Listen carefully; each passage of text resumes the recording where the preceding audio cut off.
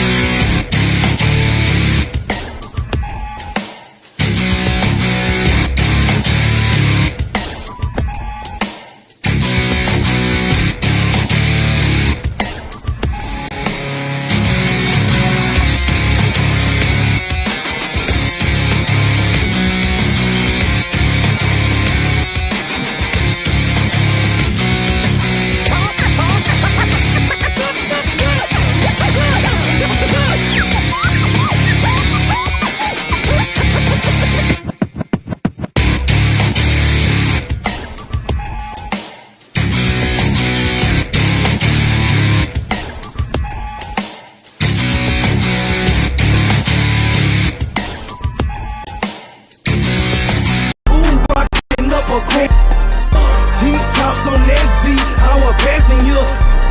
Swerving with you on the passenger side. Shorty, let's ride. Rims still spinning, so shorty, let's glide. She asking me why.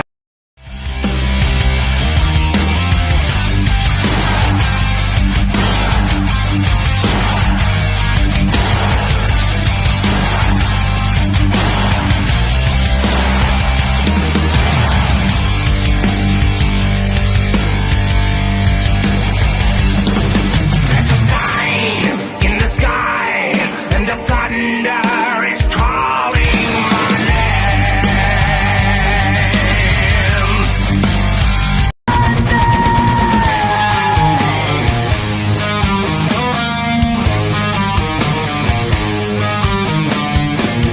Sorcery revealed to those who seek Aradia. Give yourself to the one. Worship her, Aradia. Welcome to Legends of the Squared Circle, only on the Villains Media Network. Man, I'm excited about this. And so probably on Villains on Thursday, we're going to have an announcement on some cool stuff coming in the future. We have a we have a meeting that we're going to have before the show, and we should be able to announce some cool stuff coming, man. I'm excited about it. But with that being said, how we doing today, gentlemen? It's gonna be lit. Ain't nothing but a G thing, baby. I love it. I love it. So tonight, all right, we got some good topics, man. We got top 5 ring announcers. We got top 5 color commentators, however you want to say it. And then a special question at the end that I dropped on these boys right before the show. So it's a good one though. You ain't gonna want to miss it. So I got us shared around, put into the right places. We're live on X. I think X is gonna be really big for us tonight. So everybody watching on X, thank you for being here. So with that being said, this is Legends of the Squared Circle. You know, we're old school. What do y'all think about Netflix not putting the old stuff on there after telling everybody they were going to do it linear? I think it's one of those things to where I think they want to see how everything's gonna perform, just having like the live shows and pay-per-views. I think the end goal is to get like the actual like vault in the library there. Maybe they just didn't want to put all their eggs in that basket right away, because I think they still have a contract with Peacock for a little bit longer, like in regards to like the rest of the stuff. I mean, James could probably correct me if I'm wrong, but I think it's more or less a thing. I think they want to really just push what's like really going right now. Maybe further down the line when they see how good it's going, maybe they'll just continually add like stuff from the vault and all that kind of stuff. What's up, Terry? You got to come on this show sometime too, brother. Like Terry's fun on this show. James, what do you think? Like, because that's crazy. Yeah, it really is crazy. I mean, I really thought that, you know, WWE was going to be uploading stuff on Netflix of like replays of, you know, stuff that they were reruns. That's it. That's the word I was looking for. You know, they were going to be doing reruns and everything like that, like what they were doing on Hulu, if that makes sense. You know, hey, if you missed it, then, you know, you at least you were able to capture what happened last week instead of tuning in to WWE's YouTube channel and like, hey, here's what happened, here's the top 10 moments and everything like that. Yeah. No, I mean, I get it, but I think they will eventually. Oh, he's coming for your title, James. You want some, Terry? Come get some. So let me tell you the bulk of what like Peacock. Like I have Peacock. I pay like $1 something a month for it. Really cool, right? But like the only reason I have it is to watch old Royal Rumbles. Like that's just who I am. I like WrestleManias are fine and all, but like I like to watch old Royal Rumble, especially leading up to it. And if they're not going to be there, man, that's just like, how do you hype yourself up for what's coming? Yeah, it's more of a hype thing for the people who have the time to watch everything live, like the people who have the weekends off to be able to watch the pay-per-views, and the people who have the time during the week to watch Raw and SmackDown live, which is a really cool thing. Don't get me wrong. I think Netflix will make a lot of money from it. I just hope that when they see the revenue coming in, they're like, okay, we just need to get everything on here like ASAP, because it'll be beneficial for both sides, obviously for the target audience and for them as well. They'll make money. Everybody will get what they want in one place, because nobody likes having to go, oh, I want to watch the old stuff here, and I got to watch the live stuff here, but if I want to watch the clips, I got to go here. Like, yeah. Taking.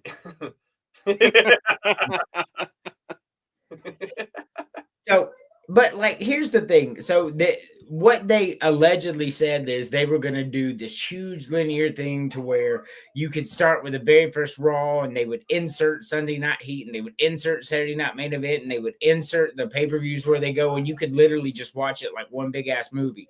That got me excited. I'm like, that's awesome, because like I've done that before. Started with the old Raw, and then I have to look and see when to place in the pay-per-view, and you know, then you just quit because it's just too much.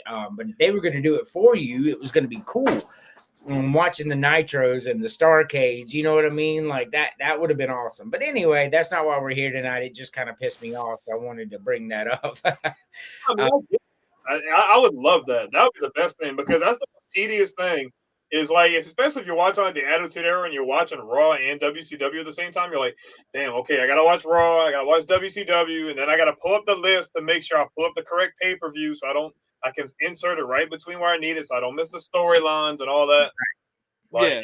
definitely. Or hell, you got to watch WCW up until when Eric Bischoff was like, oh well, you know, Mankind's gonna win the title. He's gonna do this. He's gonna do that.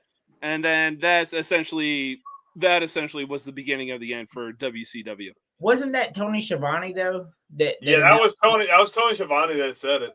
Oh, I thought it was Bischoff. It was Schiavone. I'm currently in I'm currently at the end of 97. I just got past was it DX in Your House when it had Shawn Michaels and Ken Shamrock? I just got done with that. So that's what I try to tell people, and that's why I thought it was, because Netflix does that with every show. They put it beginning to end. You can hit play and it just does it, right? So and I thought they were going to do this because that's what WWE and WCW are, a story. Like, it's a story. Mm-hmm. Like, whether you want to admit it or not, it's a story with athletes. So the story's important. So if they were going to plug in Saturday Night Heat, Sunday Night Heat, and Saturday Night Main Event, they didn't go on. Like, that was important. I don't know. Either way, so I could go on a tangent about that forever. It really upset me because I was excited about the chance to really do that. Like, because the stories were good. Mm-hmm. Falcons suck. This is not a football show. Nah, Terry. We're gonna save that kind of talk for Thursday and Friday. Correct. So let's do ring announcers first. What do y'all say about that? Yeah, that's cool. I'd rather do the commentators second anyway. Oh yeah, works for me. Me too. So we're doing a commentator. So this guy right here, he's just a legend, so that's why I put him on there. So let's start with number 5 on your ring announcer list, Brandon. So when you think about it, they've had really good ring announcers, but I feel like the list of really good commentators is a lot longer. I feel like announcers is a little bit easier to kind of sift through it. They had some good ones here and there, but I feel like the ones that were really good, or the ones you really remember, will find their way on this list, in my opinion. And number 5, I got Justin Roberts. He's with AEW now, but he was with WWE for a long time on SmackDown when they had Lillian Garcia on Raw, and he was pretty good. Mm. Yeah, I agreed.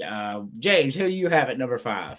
I'm pretty sure that Brandon fucking stole this one, go. but I mean, when it comes to ring announcers, I was just I came up with the top 4, and I threw this guy in as a hey, fuck it, but he was still good. I gotta go with Justin Roberts as well. Bro, we always got the same list, Andrew. Even when you're not here, I don't know what it is. I think it's just because we're similar age demographic. I don't know. Correct. But... Bro, you're with fucking Russia. You're spying on me. Y'all are definitely y'all are both Attitude Era guys. Because we talk about it a lot on the show and off, and like that's where you grew up, right? Yeah. So y'all having similar lists, it makes sense. My lists are always like a little older. But for me, number 5, I got Lillian Garcia. And I know that she's probably higher on your list than that, but like these other commentators, the other ring announcers that I have, man, like I just couldn't put her above them. But I think she's phenomenal. Like she definitely changed the game for women in wrestling. Like, because her announcement, like it was real, man. Like, coming next, triple. I mean, like it felt good. It felt like she belonged, and she's that was back really too. important. She is, yes. Yes. I mean, I'd say more of a ring announcer. Like, I asked Andrew the same thing earlier because I was trying to I had my list already ready, but I'm like, I don't think he really falls into commentator. I'd say he's more of an announcer. He didn't. He was a ring announcer, and he did interview. Yep. Yeah, I was going to say, he was more of an interview kind of person instead of a ring announcer. He was never at ringside. Matches. He could have, though. He was versatile. He definitely could have done it. Yeah. Oh, yeah. He had the voice to do it. Are you kidding me? Yeah, Mean Gene was the shit. Yes. So, Brendan, number 4. I'm excited to hear your list because I didn't get them from y'all this week, so I don't know. It's a surprise to me. So number 4, man, I got Tony Chimmel. Tony Chimmel was really good, especially when he would announce Edge rated R superstar. Whoa. Tony Chimmel was really good too, man. Really You putting up underrated. fighting words right now. I got him ranked higher than that. Okay. Hey, Superstar. that's good. That's good. Who you got at number 4, James? So number 4, hey. Call me crazy for being biased and everything like that, but this female, aside from Lillian, let's try using words. This female, aside from Lillian Garcia, really paved the way for the modern day WWE era. Number 4, I got Samantha Irvin. There was something about her that it was just like, yo, she has it, she knows how to announce superstars. She knows what is it? Oh, when it came to Chelsea Green, when it came to certain superstars, she knew how to introduce them. Yeah, she was really creative. She always wanted to make it like very over the top, but still believable. Yes, absolutely. Nice. So for number 4 for me, I got Gorilla Monsoon. I love Gorilla Monsoon. Okay. So Gorilla Monsoon, he was the guy. Him and the guy on the screen right now were the two during the golden era that really did it, and he was really good at it too. He doesn't really make a lot of people's list, but for me as a kid, he was the guy, and I always love hearing Gorilla Monsoon. So that's my number 4. Okay. So it's really funny because like you two just named your 5 and 4, and those people are not on my list at all. Because I'm old as shit. Number 3, Brandon. Yeah, I've got Lillian Garcia at 3, man. I really like the way that she came out. It was kind of cool because at one point they had this thing with Finkel the way they were trying to decide. They're like, well, which one of you is gonna get the freaking job? Like, because he was coming back from the attitude, and I'm like, oh, well, we want to push him. No, we want to push her. And I just felt like she just gave a different perspective. Like, it didn't seem like it was forced. It just seemed really natural, and it just sounded really good. Hey, that was a good storyline they had, especially when they were fighting each other. They were both in the ring trying to announce. Yeah, and he got her beat up, bro. He got her like jumped. I'm like, dude, like, what is that? Like, you dirty as hell for that. yeah, he's like, and introduce it. She's like, and introduce. Like, it was good. I like it. Number 3, James. Bro, Brandon, why the fuck are you spying on me? Because I have Lillian Garcia as well. I feel like our 3, 2, and 1 are about to be the same. Don't quote me. But I mean, no. Look, Lillian. Oh God, she delivered during the Ruthless Aggression era, and it wasn't even close. I mean, even the story with her and Triple H. She had a family problem, and Triple H or Vince was like, you're not going, but Triple H was like, hey, just do what you need to do. I got you. Dude, I think it was funny. Her stuff with her and The Rock. He's like, so you want some of the strudel? Admit it, Lillian. You get wet with perspiration. I was like, what?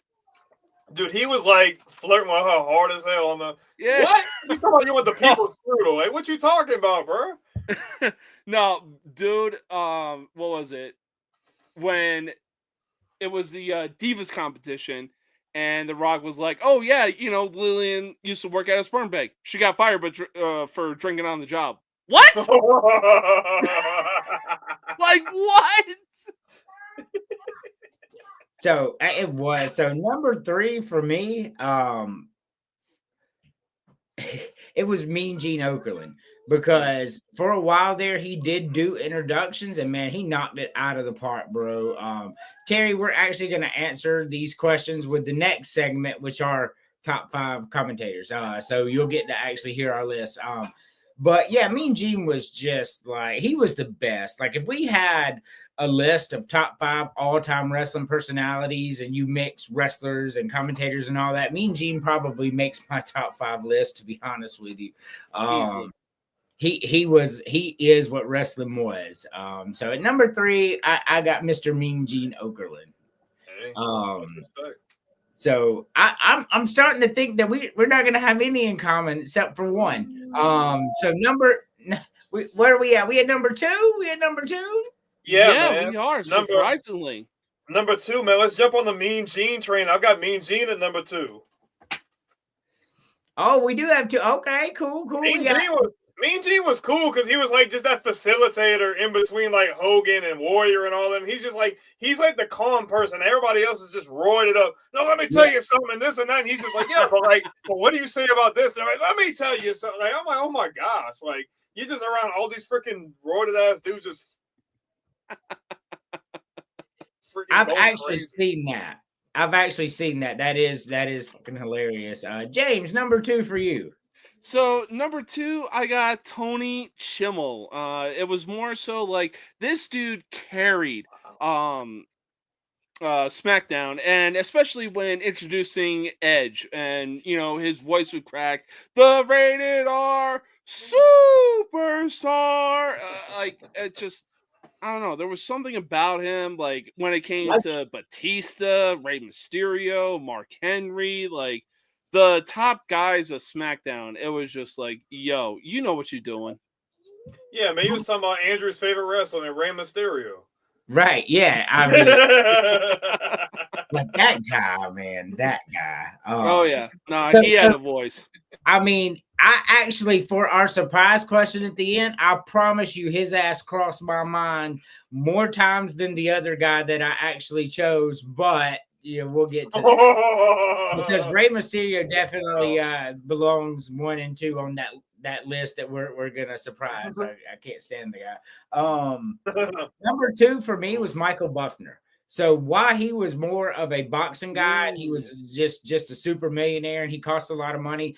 Whenever WCW had a main event at Starrcade, like Sting and Hogan and Macho Man, like he would come in. Yeah. And it was iconic. Like that guy, and he did cross into wrestling a lot for WCW. He was so good. Like so good. Let's get ready to. I mean, like I could not leave him off of this list. Like I just could not. So my number 2 is Michael Buffner, and like honestly, if we doing overall boxing and all that, he's probably gonna be number 2 or 1 there as well. Can't keep him out of that. Yeah, iconic. Hey, respect to Michael Buffer, but man, his brother Bruce Buffer.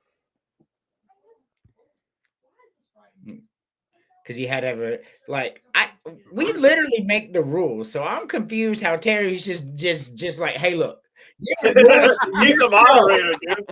These are the rules for your show, and you can't use it.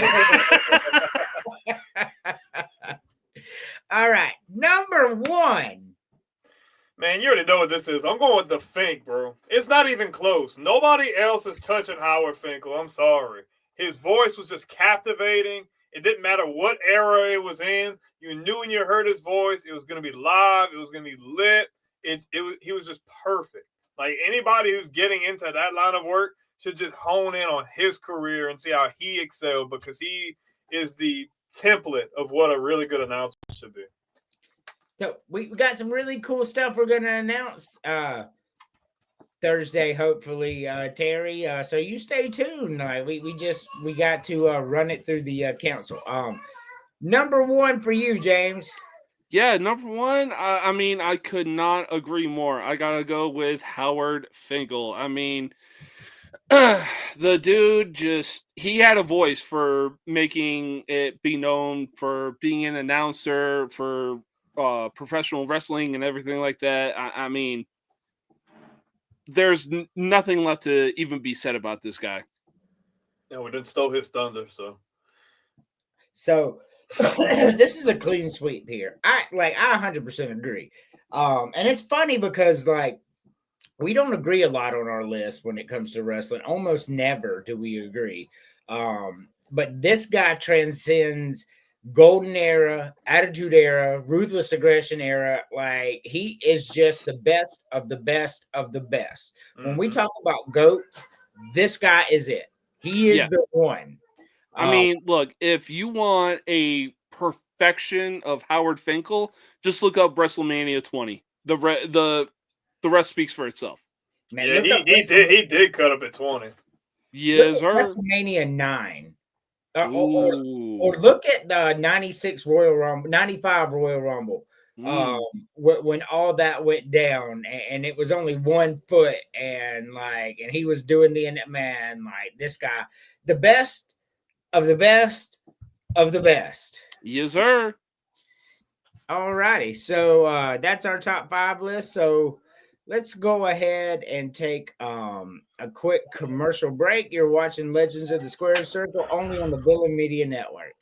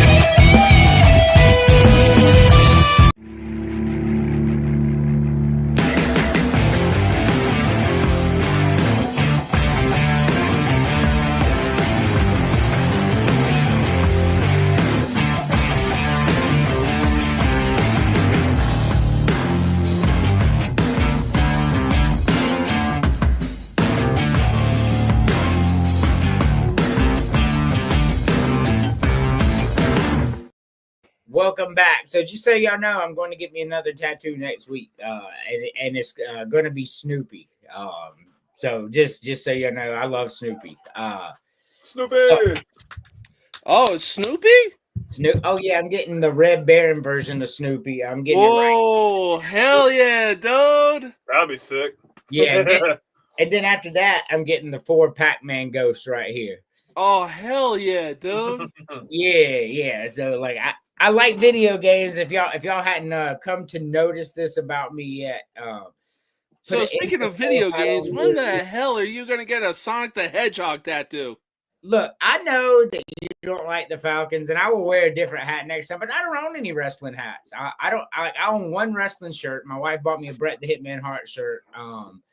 It's really cool. I'm a Shawn Michaels guy, but that shirt is fire, and I will wear it next week. I think I'm off next Monday too, so that'd be 2 weeks in a row that we get to do the show together. So that's really cool. So I have been looking forward to this one. I feel like we're going to have a lot of the same ones on this list. I think I'll have 2 that y'all don't have, and I could be wrong. So we're doing the top 5 color commentators, and there have been some motherfucking good ones. I stressed over this one, stressed. I'll do a little preview before we get in it. Vince McMahon didn't make my top 5, and I couldn't picture in my head how he didn't make my top 5 because he was that dude on there, but he didn't. But with that being said, Brandon, who's number 5 on your cut? I've been waiting to see y'all's list. You have no idea. Who's number 5 on your list? I've got Paul Heyman at 5, bro. Paul Heyman. Yeah, Paul Heyman's he's good. ECW, keep that in mind for my number 5 pick. All right. So yeah, Paul Heyman is good at whatever he does, kind of like Mean Gene was. Just a hustler. Mm-hmm. And he kind of brought a breath of fresh air with him and JR. I thought that was a kind of a cool, fire and ice kind of thing because they were so much different. Yeah. But not to the same like him and King were, but it was kind of cool because I don't know. I just like the perspective. No, it makes sense. Yeah. So number 5 for you, James.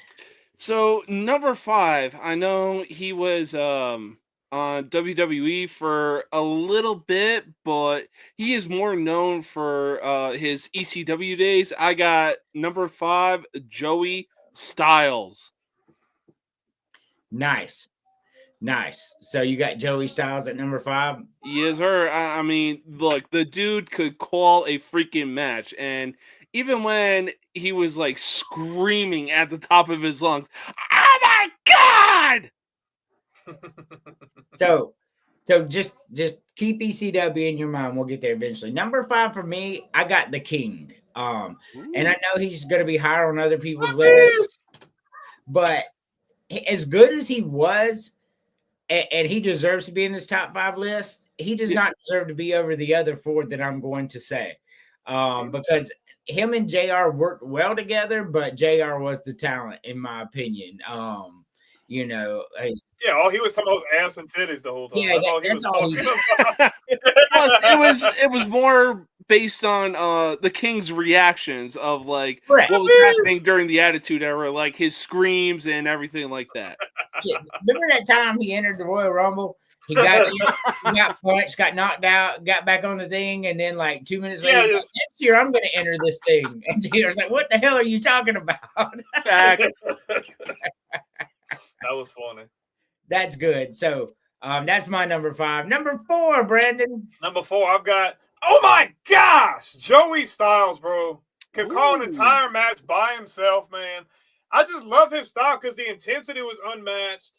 Calling an ECW match is so much different than calling anything else, just with constant action, constant turmoil and chaos, man. And he did really good when he transitioned over to WWE, but his ECW run was unmatched. I love Joey Styles. Yeah. Let's see what Terry's got here. Terry's got Jerry the King, Jim Ross, Jesse, Joey Styles, Gorilla Monsoon. So Terry's 2 years younger than me. So, you know, he's got that same little like kind of idea like I do. Number 4 for you, Jay, or number 4. Number 4. I mean, I think I'm gonna catch a lot of heat for this, but number 4, I got Paul Heyman, mostly because of like y'all both had him. No heat. And Paul Heyman during the Attitude Era. My God, he was just too good. Yeah, no, yeah. You both have Paul Heyman at 4 and 5. I mean, like that's not outside. Like Paul Heyman's a fucking star in the industry, bro. So no hate here. So at number 4, it's really weird because at number 4, I have the same one as Brendan had at number 4 and you had at number 5. Joey Styles was that dude, bro. Like, like here's my list right here. Like when I was putting this together, I remember like, so what was so cool about Joey Styles? ECW did not live by rules. Like, because he would be like, he fucked him up. He really would, though. Oh my gosh. And it was different. And like he was intense and he would say some shit, man. Like he would say some really fucked up shit. And it was really cool to see, you know, somebody be that way, you know. He was like, I bet he won't do that fucking goddamn shit again. Like just hey, Mike Wassam, ECW 2000 ECW One Night Stand 2005. Hey, Joey Styles, man. Look, Joey Styles did not hold back. I didn't think Joey Styles would make either of your lists. So, like, I'm very happy. Joey Styles is my dude, bro. Oh my gosh, I'm best with Joey Styles, bro. Yeah, dude Joey knew Styles, what he was doing. He doesn't get enough talker credit, bro. Like he innovated. His perspective and his style was so much different. Like I respect it. Yeah, it was, and especially when because he would talk shit and get beat up all the time. That would really happen. Like he would get in there and be like, "Who the fuck are you talking to?" To like boss him. And then you would see him literally go like 10 feet above the rope. And but no, ECW was the shit, man. I love. Oh yeah. Number 3, Brandon. Give me Jesse the Body Ventura at 3, man. I love his voice. I love that he just gets straight to the point, man. I love Jesse Ventura, and it was cool seeing him back at the most recent pay-per-view. It was cool hearing his voice, and it's like, man, I thought I was back in like late 80s, early 90s. Like I felt like I'd been in a time capsule because his voice is just so captivating. And he's just straight to the point. On top of that, like he was so for Kevin Owens. for the match between him and Cody Rhodes, and it was like, holy shit. Like, this is a breath of fresh air. You know, we got so many guys that are just for the top faces. And then on top of that, you know, we got Jesse the Body Ventura. My God. So yeah, so Terry, we are doing the bottom 5. Like our top 5 list will be like the 5 worst. Like we've got content for days, I promise. So here's the thing about Jesse Ventura. Like he's always been the villain, though. That's not shocking to me. And it was so cool. Yes. Yeah, he didn't give a shit. Like he come out when Hulk Hogan was at the peak of like 80s gold, and he was the biggest star in the world, even more than movie stars. That's how big that run was for Hulk Hogan. And Jesse the Body Ventura, I hope he dies. I hope he dies right now. And freaking Hogan snitched on his ass. Yeah. Oh my God.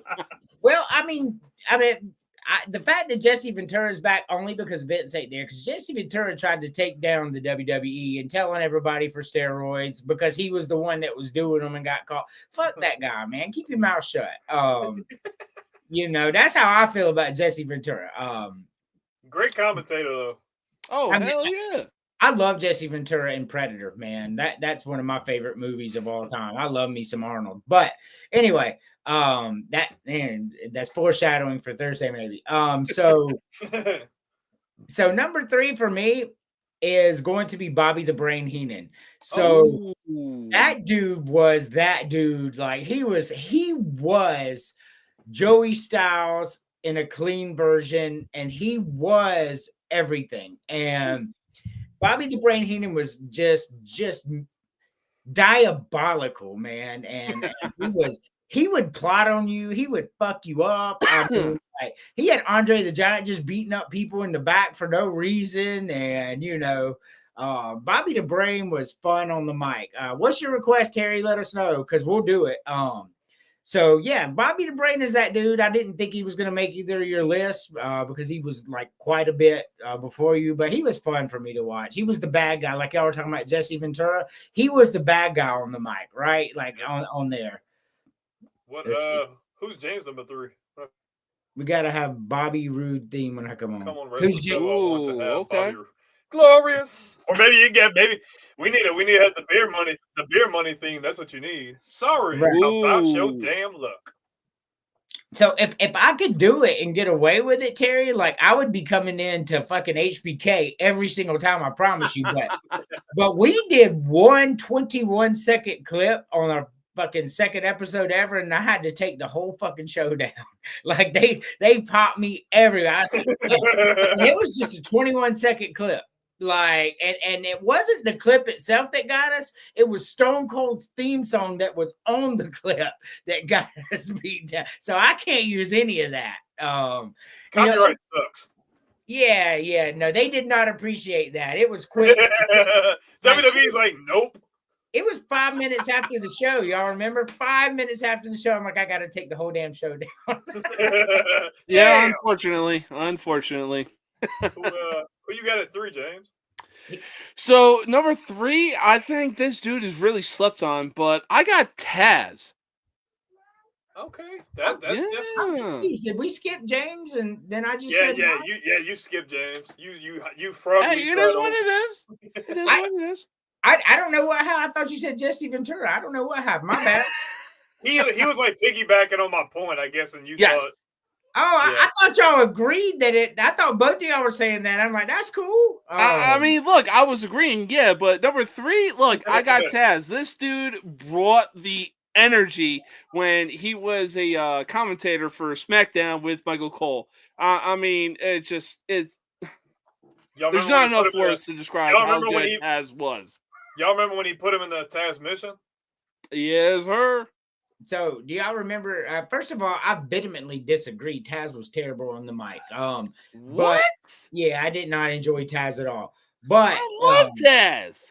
But I remember in ECW back in the day when he took fucking Spike Dudley and Taz missioned him through that double table off the top rope. I was like, God damn! Hey, as a wrestler, Taz was him. Yeah, we can be honest, he was him. he I'm was. messed with Taz. Yeah, I would- absolutely. No. But no, like I mean, when Taz was like raising the voice, look at this, and it was just like, bro. When I think when you say that, I think of I don't know which game it was. I think it was SmackDown. Was it Just Bring It? And they had the broke commentary on there, and Yeah. it was so jacked up to where he'd say like the same thing like 10 times in a row, but it would have nothing to do with the move you just did. They're like, "Oh, he's coming off the top of the cage," and I'm like, "But it's not a steel cage match. Like, what's Right. going on?" Like, Well, no, I mean, I think it more so had to do with like when Brock Lesnar was delivering the superplex to the Big Show, and Oh it my broke the ring, and Taz was That was like, crazy. "Holy shit!" I think if David had Joey Styles for that, oh my gosh! No, they didn't have Joey Styles. I promise That you would've been- that. No, I'm saying that would have been sick. So Oh yeah, okay. I like I said, I disagree. And putting Taz above Joey Styles, man, that's blasphemy, bro. Like, blasphemy. But you know, when I look at like Taz through the years, man, like in ECW, that menacing music would come on, and he'd have the fucking towel over his head, and he'd just slowly walk down there with his big meaty fucking arms and like Yeah. no expression on his face. Like Taz, like if you met him in a dark alley, like I'm pulling my gun. Like, nah, His we ain't WWE gonna do thing, this today. Yeah, his WWE facts. thing was No, cool like though. no, Taz was essentially the wrestling version of Ray Lewis. Look, if I see you in a dark alley, look, I'm just giving you my wallet, I'm giving you my phone, my keychains, everything. Like, look, just take everything, just don't kill me. His Right. theme was dope though. It was like the freaking Oh, yeah. heartbeat on the monitor. Dun, dun, dun, Yes. dun, dun, dun. It was. Oh That's yeah, what I mean, It you was have the cool. heartbeat and everything. that shit was menacing. It Yeah. was like, oh damn, it's about to go down. He about to be suplexing everybody, dog. Yes. Like, I love Taz, just not on the mic. Above Joey Styles, that's crazy talk, man. I don't get to say that to you a lot, but I get to tonight. That's crazy talk. you in the Chris Um, territory tonight, James. Yeah, Joey Styles is way better than Taz. Just my personal Well, opinion. I mean, keep in mind, like, look at the era that I grew up in, though. I get it. I get what you're saying. I really do. But you heard Joey Styles as well because he made your list. So I'm confused. It's not like you don't know who the dude is. He's in your list. He's trying to tell you you put your list in the washing machine and the order got mixed up. So you might I got just- 3 and 5 flipped around or something. Hey, look, this is your Yeah, list. you know what? That's probably true. This is your list, and I'm not gonna hound you for it. But number 2, Brandon. Man, I got Bobby the Brain Heenan too, man. I just like what he brought to the table. The fact that he was just versatile. You didn't know what was going to happen. He'd be sitting there talking 1 second. He's freaking screwing somebody, trying to yank him behind the rope and pull their leg or something. Like, he was just innovative. And he was a cool bad guy to like. Like, he was still a really likable bad guy. And the fact that he was such a dope freaking manager too. It's like he would interchange between these different roles like all at once. Like, it was so cool. I agree. Bobby the Brain. That's why he was number 3 on my list. I could not put him in there. James, I won't skip you this time. You're number 2. Yeah, so number 2, much like with number 3, I'm gonna definitely catch a lot of heat with this, but I got Jerry the King Lawler because, hey, look, even when it came to the Attitude Era, the Ruthless Aggression Era, and just there was something about both him and good old JR that just made sense, you know? Yeah. I like the stuff with him and his son when his son was freaking trying to get like the light heavyweight title and he's freaking jumping in trying to screw was it Michinoku out? That was a really cool angle. And then the stuff Andrew was talking about, him jumping in the Rumble for a second, getting knocked out and throwing his coat back. I'm like, hey, what's up? Oh yeah. And on top of that, like it was his reactions that during the Attitude Era, it was just Puppies! like, bro, like his screams and everything. Like, dude, you're selling this.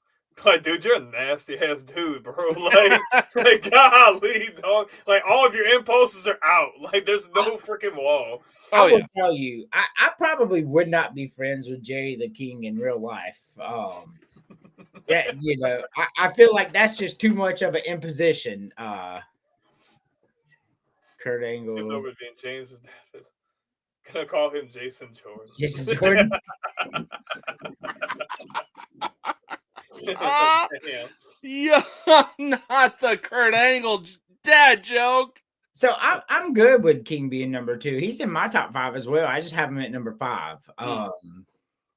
Number 2 for me, probably the guy that gets the least amount of credit ever because he was on the Enemy show, Tony Schiavone. Tony Schiavone is number 2 of all time. It's the fact that he doesn't get it put in there because he was the Enemy for so long during the Monday Night War. So like WWE gives him no credit for anything. They don't put him in the Hall of Fame. They don't mention him, or it's blasphemy is what it is. Because Tony Schiavone was that dude, man. He would call those matches in WCW. That shit was fire. Like he brought the energy. He was always relevant. He was there. And the like fact that he's still going right now. yeah, and he had some jokers to work with from time to Yeah. time too. Just don't, and he made them seem competent. He didn't have a king. You know what I'm saying? He didn't have that element to back him up on that. But yeah, number 2, I got Tony Schiavone. You know who was another good guy on WCW who didn't just stay with him? He went to TNA after. Mike Tenay was good too.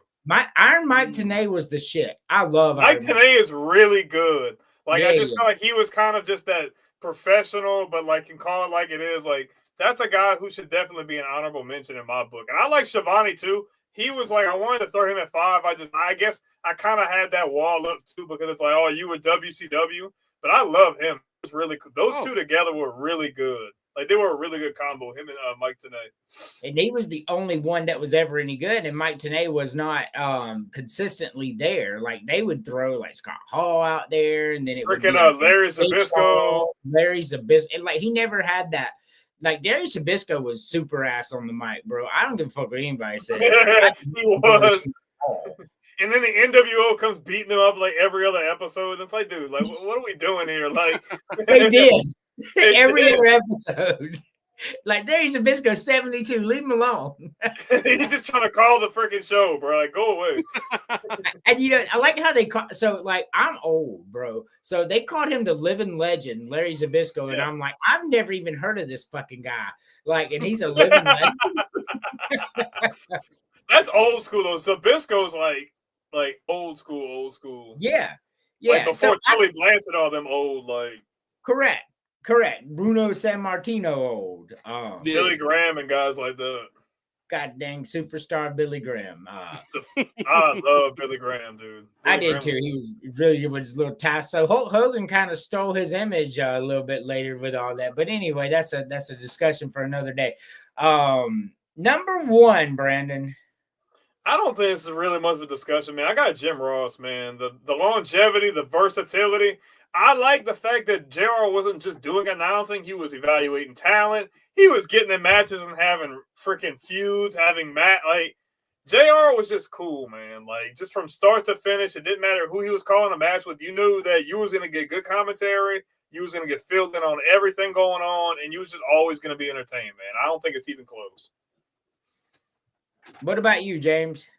I mean, look, I gotta give credit where credit is due. Like, I got good old JR at number 1 as well. I mean, even when the dude was screaming at the top of his lungs, you knew that, like, he kept you invested. Fuck off! It's gotta be Kane!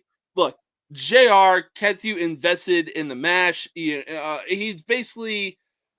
he's like Matt Vasgersian of he's a WWE version of Matt Vasgersian. He is like there's just not enough good things to say about JR. And the most classic catchphrase. That dude would freaking throw bars out there. Just crazy stuff. Oh yeah, and especially like his hatred towards Triple H during the Attitude Era in the early and mid 2000s. Him and Vince, like when they were trying to make him kiss Vince's ass, he's like, I ain't kissing his ass. He's a stupid son of a bitch. Like, Facts. and the Undertaker's like, I've been kissing your ass for a long time, and you know what? You're gonna kiss his ass too. So yeah, so when JR was JR was also paired with Bobby the Brain Heenan. He was paired with a lot of people when he was in WCW too back in the day, and he was good. Yeah, and the King was injured, so yeah, I still put him there. So number one, I can't believe y'all didn't have Tony Schiavone in your top 5. That's bias right there. Yeah, but hey, at least I acknowledged it, and I threw another freaking wishbone in there with Mike Tenay, so I think I get a pass. Yeah, Tony Schiavone number 2. That's crazy talk. But Hey, anyway, I'll give Tony Schiavone a honorable mention. All right, so number 1, another clean sweep. That's crazy. So definitely good old JR, man. Like, because he made it fun even when it wasn't, if that makes sense. Because like literally it would be like some doink in the fucking ring, and Mark Henry would come out and like nobody wants to see either of them out there fighting each other. He'd be like, business is about to pick up, and like your adrenaline would start going. You're like, oh yeah. Yeah, he got you invested in matches you did not give 2 shits about. He was that good. He made it that Slobberknocker. It's a Slobberknocker. Yeah, I mean, like didn't matter what it was. Like even there could be 2 broomsticks fighting, and he'd make it interesting. He would. Oh, for sure. He really would. That's why he's number 1 on the list, man. He had me watching like and I'm just like, oh man, I hate these people, and then all of a sudden, they can't wrestle. The moves are terrible. He's like, oh, did you see that? He's busted open. And I'm like, man, that was awful, but like, I'm loving this. It's like, you're keeping me invested. Look, I mean, the one call that put him on the map was Mankind getting thrown off Hell in a Cell. Oh, yeah. He broke in half. That killed him. I was like, yo, you're so invested because on top of that, you have Mankind just like, hey, Taker, throw me off the cell. No. Taker, throw me off the cell. No. Taker, throw me off the cell. Fine, I'll fucking do it. It's on you, though. I like that comment. You may not like this hat, but this hat right here cost about $70. Andrew don't do clothes cheap, bro. Just because you a Bucks fan. All designer. Hey, the Tampa Bay Buccaneers taking the NFC South, baby. Oh, yeah. But this ain't an NFL show. I just like the hat. We'll get into that more on Thursday and Friday. Thursday, I probably won't have much NFL on there, to be honest with you, because college football playoffs are going to be the next 2 days. And that's probably going to – and South Carolina plays tomorrow too. So that's probably going to be the bulk of Thursday's show, college football playoffs and the Citrus Bowl, to be honest with you. See what Lenore Sellers does and all that. Anyway, so I'm breaking off. So – we all agree on number 1 in both of them. That's where I think that's the first time we've ever done that. It was a JR quote. Yeah, not the hat part though. But yeah, no, it was fun. I love JR. And when the Fink would announce and JR would commentate, those were the best of times. Nothing to do with your hat. Those really were. I'm gonna have to go back and watch some more ones. So we come to the superlative that we have here that I just thought of today. So honestly, now I want 2. Like if y'all have 2, if not, I get it. So name 2 people that got a huge push, titles, like main events and all that, and never deserved it. Let's go with your number 2, Brandon. So my number 1 is gonna be really cool. At number 2, I got the Great Khali. No mic skills, could barely talk English, just a big, tall guy who's squeezing Rey Mysterio, could barely walk. He's squeezing Mysterio's head and making blood come out. He's in main events with John Cena in like a last man standing match, and they put the world title on him, and the dude came and hold the title upright. He's got the freaking strap upside down, and I'm just like, dude, like, just no. Like, I'm cool with the big guy getting a push, but that was a horrible decision. Like, I wouldn't have even invested in that at all. Yeah, just like that. Horrible. Oof. Hey, look, Jinder Mahal, like, I know he gets hate, but he was that dude. He could talk on the mic. He was fun in the ring. I have no problem with them giving him the strap when they did. I like Jinder Mahal, to be honest with you. Like, I really, really did. Like, I've always liked Jinder Mahal. But the Great Khali was super ass, no doubt. He didn't get a push for many, many years, but the fact that he held the title during that era was crazy talk. That's what I'm saying. That was insane. Like, you had more than enough guys to hold the belt. I'm like, why are you putting that on him? Like, for what purpose? More than enough. James, do you have a number 2? I do have a number 2, but I'm honest. The dude that I have in mind is just, oy vey. I don't know why Vince pushed this guy, but ultimately for number 2, I'm gonna have to go ahead and go with the Great Khali as well. He sucked on the mic. He was holding the title upside down.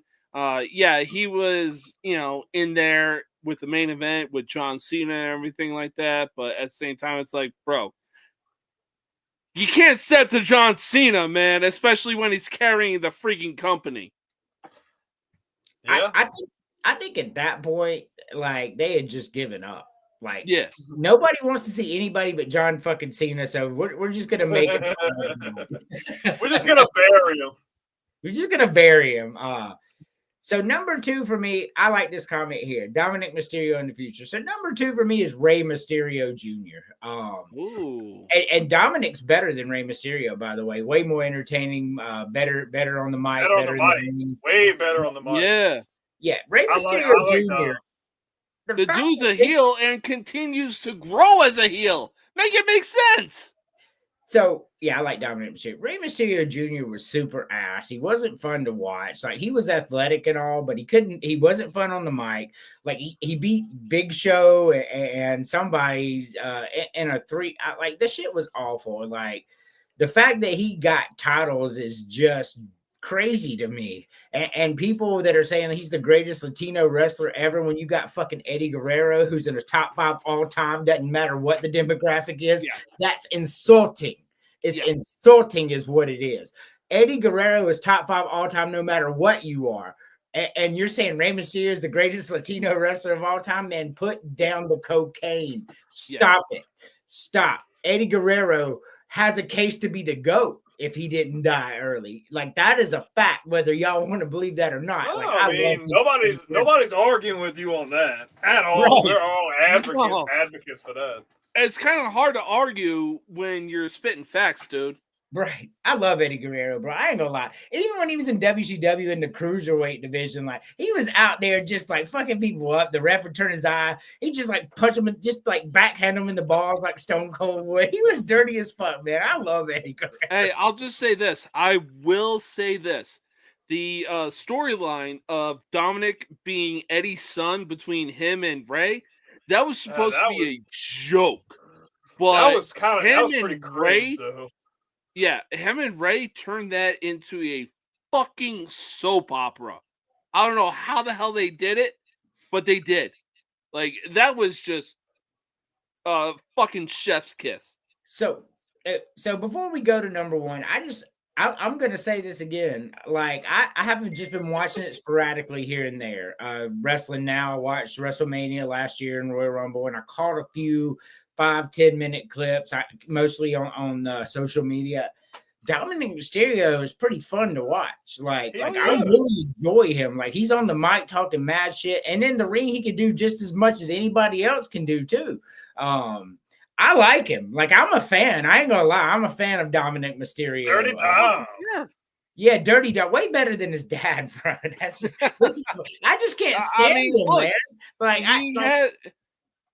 he has the ultimate cheat code of like, hey, I'm learning under my dad the same way that Arch Manning is learning under Peyton and Eli.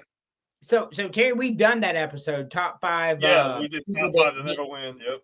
should have Yep. won. So I can send you the link because I didn't have to delete that show, and you can see what our top 5 was on that. They're really good. That was a really good episode right there. Mm-hmm. Like I really enjoyed that episode a lot. Oh yeah. I can't wait for y'all to hear my number one. How y'all gonna lose your mind? Number 1, Brandon. I'm gonna side with you on this one. I got Ray at 1. Yes, thank you. I just Thank look, you. okay. I don't think he was bad, okay? But to your point, like it's hard to be entertained by somebody when I don't feel like I can relate to them, like speaking wise, and like obviously people have a really limited moveset, but it's so damn obvious when he just trips them into the ropes and like it's just Bad. between that and just the stuff in 06, like I just felt like it was a cash grab to force to put the world title on him. Like I just didn't care for that, especially to come in from number 2. It just felt like it kind of diminished his guys who came in from number 1 and won it, who were like really good guys like HBK and Benoit and guys like that. So that's Right. just my thing. I don't think he's a bad performer. It just I don't think it should have justified all that. He should have never won the Royal Rumble. That is crazy. Like you, and he doesn't get a lot of love. Kofi Kingston is a better everything than Rey Mysterio Jr. SOS. I don't care what you say. Kofi Kingston's that dude. And the fact that Kofi has 1 title and Ray has 6 is just crazy. Yeah, and you Crazy. seen how they squashed Kofi's freaking title reign, losing like 5 freaking seconds. Thanks a lot. Yeah, we're not gonna I like that talk list. about that because that shit was fucking insane. Who is your number 1, James? So my number 1, look, I get it. Rey Mysterio definitely should be up there and everything like that. But my number 1, I'm gonna have to go ahead and go with Alberto Del Rio. I kind of liked Alberto Del Rio, bro. He was kind of nice. Yeah, wait, I did not. terrible person. Terrible Yeah. person. Piece Like of he shit. beat Paige and like he did a bunch of bad stuff. But Alberto Del Rio was fucking awesome, dude. Come out there with that car, beep, Look, beep, beep, it was beep, beep, more beep, beep. along the lines of like, look, Vince was pushing him down our throats.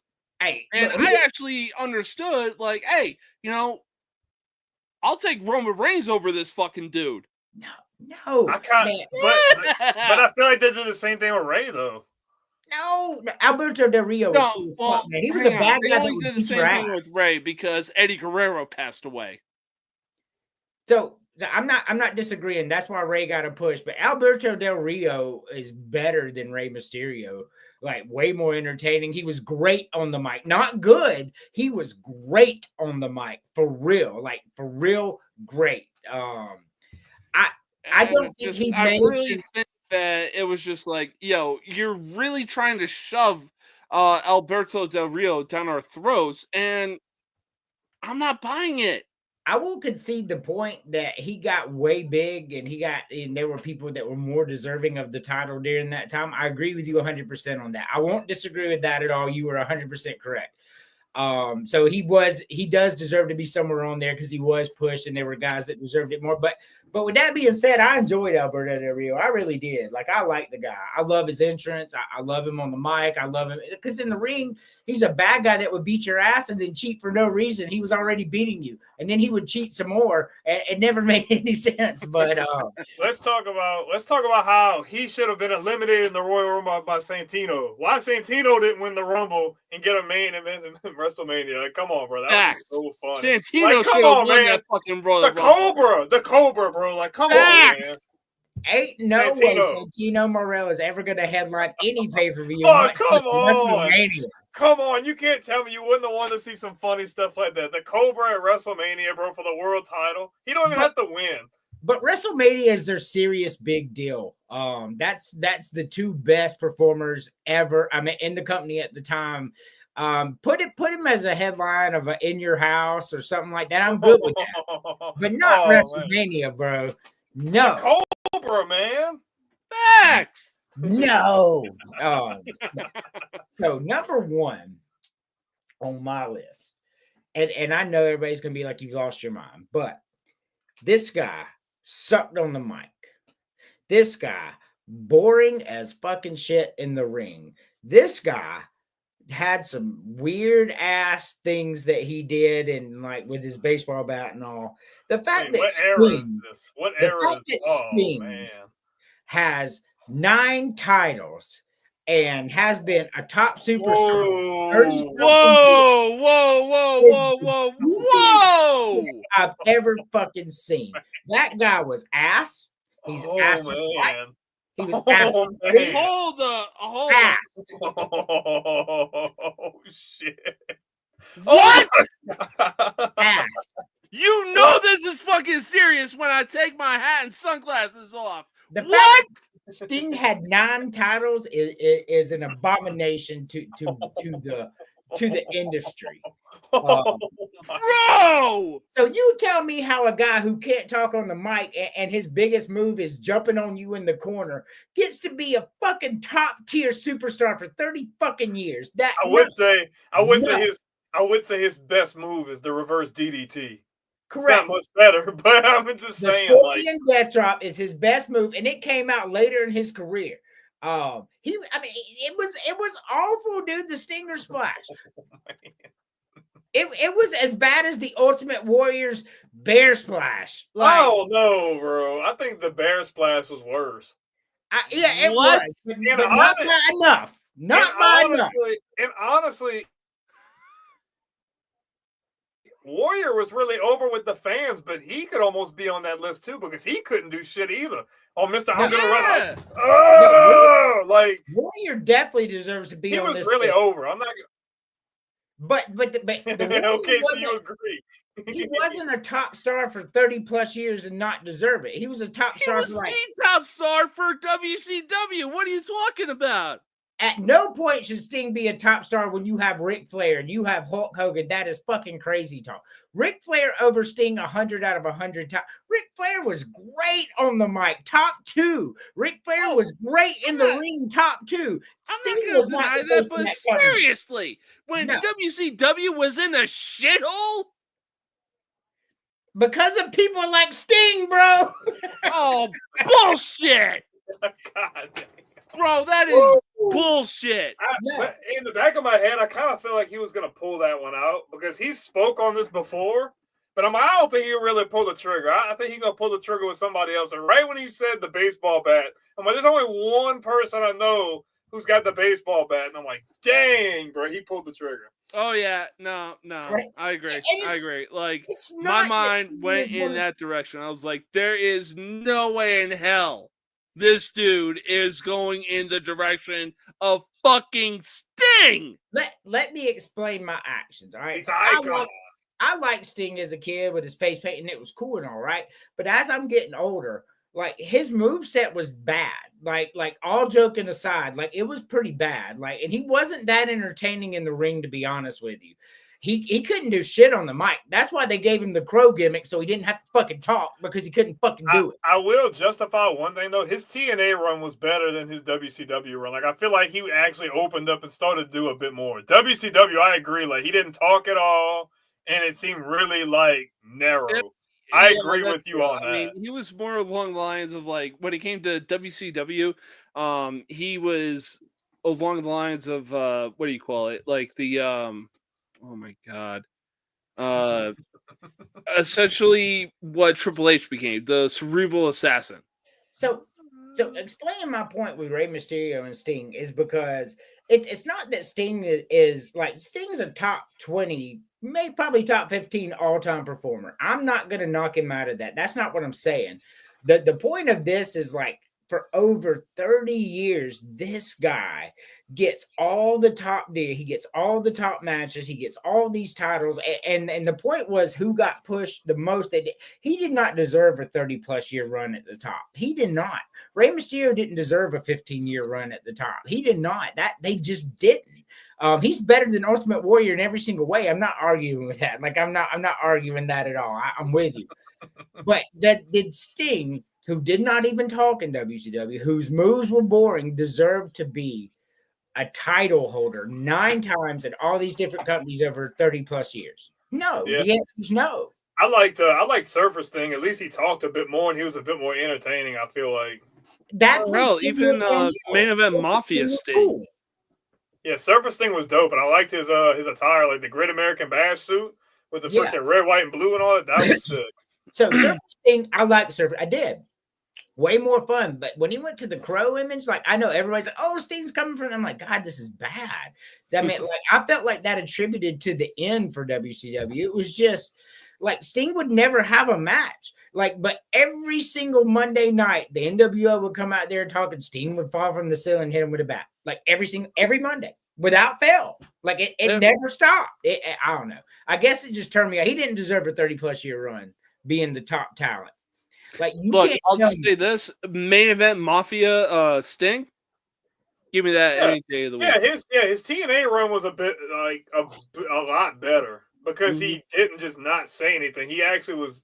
I feel like his mic was okay, like above average in TNA. But obviously, it was a definite breath of fresh air compared to what he's speaking on. How it was just like lights go out, drop from the ceiling, pulls off the thing I never understood. He wear a freaking Sting mask over his face paint. And I'm like, what are we doing? Like, yeah, facts. So, like, think about the talent. Sting was at the top, and Hogan deserved to be there. Hogan could talk on the mic. Hogan was fun in the ring. He was larger than life. But if you look at the talent WCW had while Sting was getting his title, they had Triple H, didn't know what they had. They had Chris Jericho, didn't know what they had. They had Chris Benoit, didn't know what they had. They had Eddie Guerrero, didn't know what he had. You're telling me that Sting belongs above any of those people I just named? No. Nope. Definitely not. Definitely not the last two. Nope. Well, in a way, he was essentially carrying WCW, but when you're naming off guys like Eddie Guerrero, Chris Jericho, all those other guys, there's no way that Sting should have been above those guys. I was watching Eric Bischoff has a podcast he does. I think it's called 83 Weeks. So they go through it. Well, he was talking about that situation with Hunter, and they couldn't afford to pay him because up until that point they were giving a lot of these big contracts. And then at this point when he was making decisions, he's like, well, my job was to be able to put a budget in place so we didn't like do crazy stuff. And how much he wanted, I think he was only able to offer him, I think like $75K, I think annually. 78. But I think he was going to be more in the range of like 130, 140. He's like, dude, I wanted him. Like Arn Anderson, we all wanted him, but like legit, it was between him and like Alex Wright or something like that. And they were like really high on Alex Wright. Or even Eric Bischoff was like, oh, had I known the kind of money that we were going to make if we let DX into the building, I definitely would have let him in. Like, dude. Well, you were letting the front office run that shit. Well, if he would have had a budget in place, or maybe they had a few contracts to go his way, he might have been able to avoid that altogether. He might have been able to keep him there because they seen what he could do. He just didn't get the opportunity to do so because just money restraints. And then, obviously, Andrew can vouch for it more. I mean, the freaking money that Turner was giving these guys like Nash and Hall and Hogan, like it was insurmountable amounts of money. And like the schedule was better in WWF. They didn't have to show up nearly as much, travel as much, and they were getting crazy money, like over $1 million annually. Like it was insane. Mm-hmm. And then when the ratings started plummeting, they still had to pay these guys. Ted Turner and them still had to pay these guys, and they weren't even getting great pay-per-view sales at one point in time. Like it was crazy. So.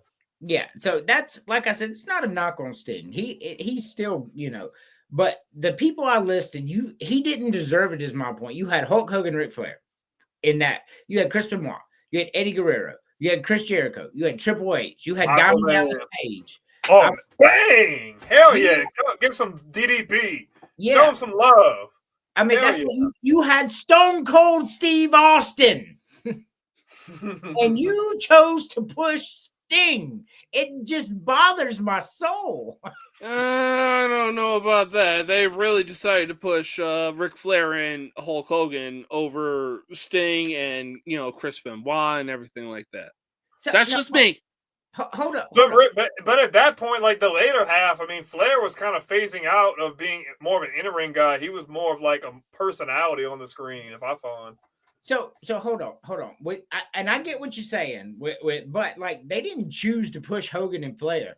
Hogan and Flair were that damn big. Like Hogan had creative control. He was given the okay. he had complete creative control, and Flair did too. Yeah, so that's what I'm saying. Hogan and Flair are the greatest two. They are the largest two wrestling personalities of all time. Them two are the largest two. But so I get that, but Sting over these guys, man, like it just didn't make a lot of sense to me.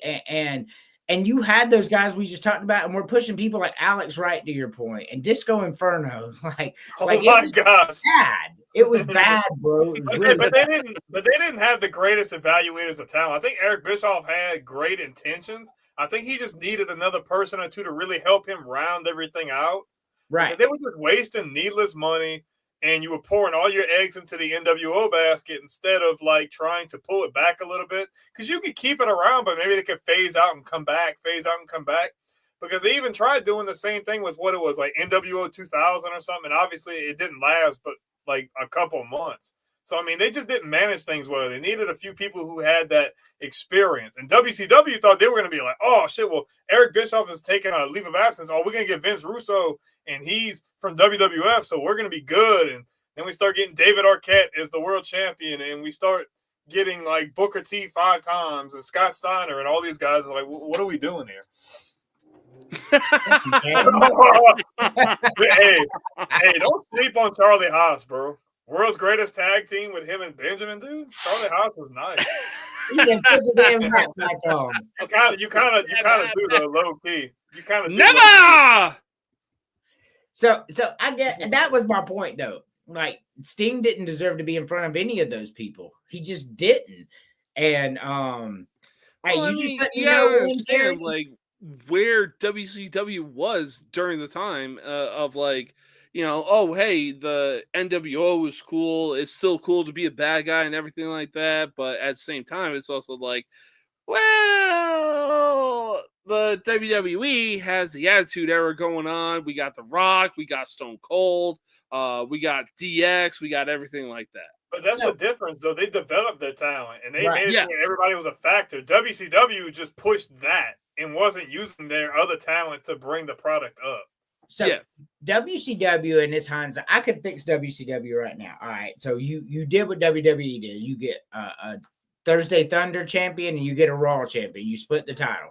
All right. So you got Hogan in the NWO. First of all, you reduced the size of the NWO. It didn't need to be 50 people, right? Keep it down to like 4 or 5. Like, keep it down to 4 or 5, right? All major stars.